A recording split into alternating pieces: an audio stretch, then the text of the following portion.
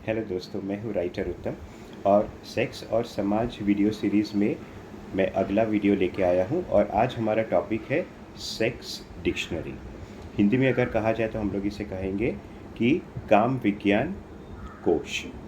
अब सबसे पहले इससे पहले कि हम लोग ये चर्चा करें कि सेक्स डिक्शनरी का क्या महत्व है, सबसे पहले तो मैं हर एक माता पिता को ये कहना चाहूँगा कि अगर आपके घर में अल्पवयस्क लड़का या लड़की है तो उन्हें सेक्स की बेसिक इन्फॉर्मेशन उनके पास होनी चाहिए।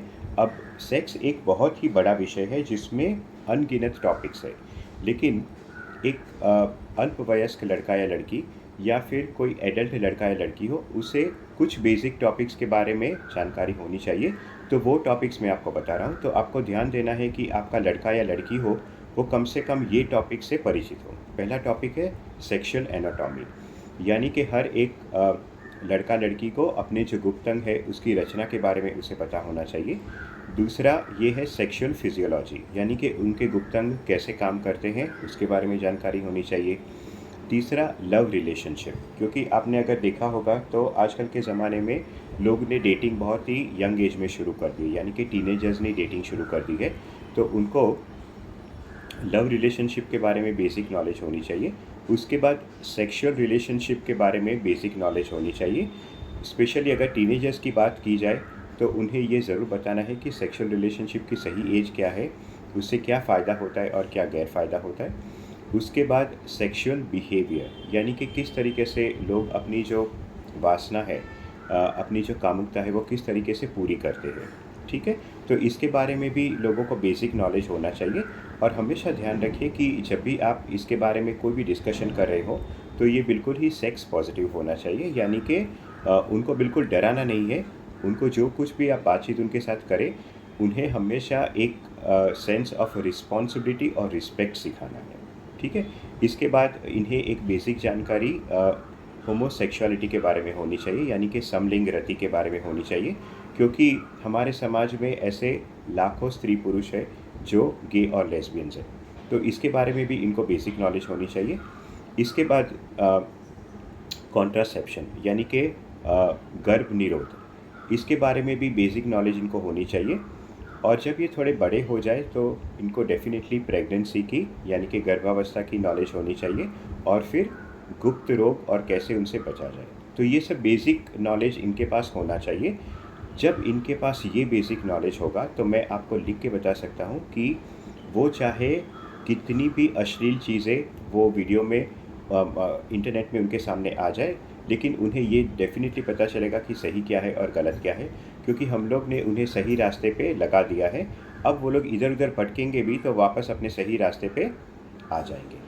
और साथ ही साथ अब हम लोग बात करेंगे सेक्स डिक्शनरी की। सेक्स डिक्शनरी क्या होता है? जिस तरीके से हम लोग के पास नॉर्मल डिक्शनरी होती है उसी तरीके से होती है सेक्स डिक्शनरी, यानी कि काम विज्ञान का कोश।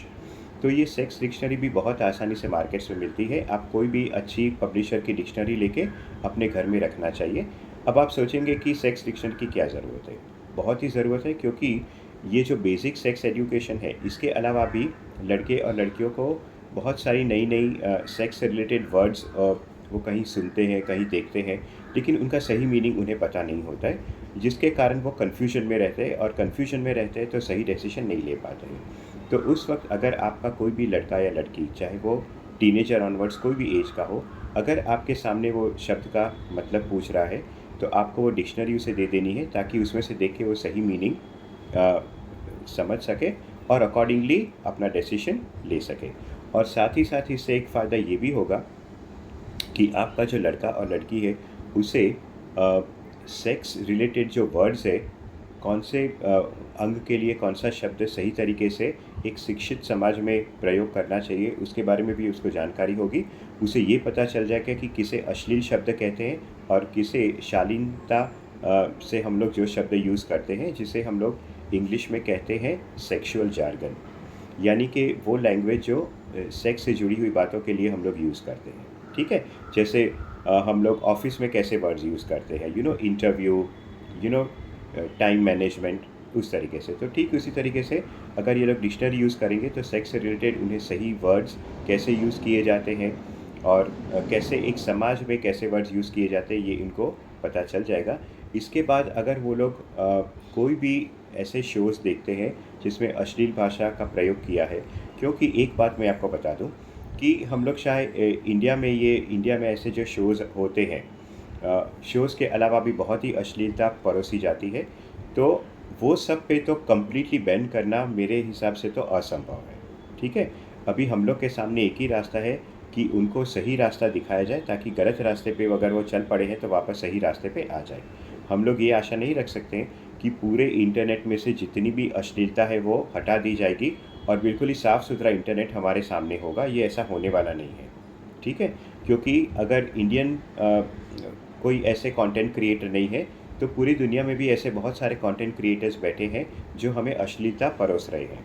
ठीक है, तो हम लोग को ये देखना है कि कैसे हम लोग को मैनेज करना है। जैसे हम लोग नंगे पैर चलेंगे तो हमारे पैर में कांटे चुभ जाएंगे, पत्थर चुभ जाएंगे, लेकिन अगर हम लोग जूते पहन के चलेंगे तो हमारे पैर को किसी भी तरह की हानि नहीं पहुंचेगी। ठीक उसी तरीके से तो ये समझ लीजिए कि एक सेक्स डिक्शनरी एक तरीके की एक छतरी है जो आपको बारिश से प्रोटेक्ट करिए। यहाँ पे ऑफ कोर्स ये जो छतरी है वो आपको सेक्स के जो नेगेटिव चीज़ें हैं उसके इन्फ्लुएंस से आपको बचा के रखेगी। आपको ये वीडियो कैसा लगा उसके बारे में ज़रूर जानकारी दीजिए और वीडियो और चैनल को सब्सक्राइब कीजिए। Bye bye.